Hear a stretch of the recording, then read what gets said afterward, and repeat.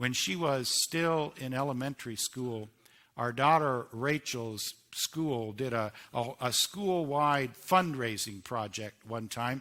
It was about childhood leukemia. And part of the money that was raised would go to national research about that disease, and part of the money was going to go to a family of a student in that school. I'll call her Jenny, who actually had childhood leukemia, and the family needed a little support to cover some expenses along the way. They did all different kinds of fundraising projects. The one that I remember and that we took part in was just collecting change. Every student was going to collect change at home, and on the appointed day they'd bring it in and put it all in a great big pile. And so our family put a container in the middle of the dining room table, and every time that we would pass by, we'd throw in a nickel or a dime, a quarter. There might have been a few dollar bills on there. And on the appointed day, Rachel very proudly took that container of change to school with her. And, I thought it was done with.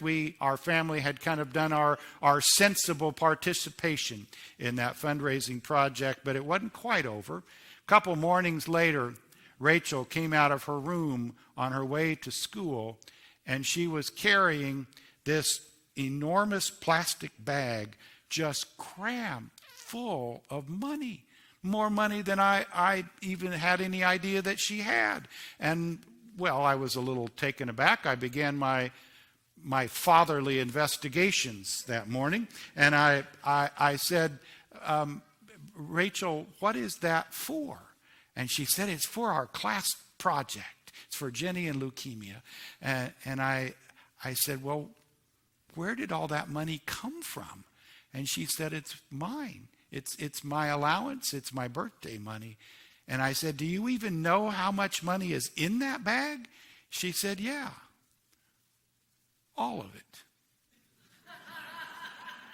All of my money is in that bag.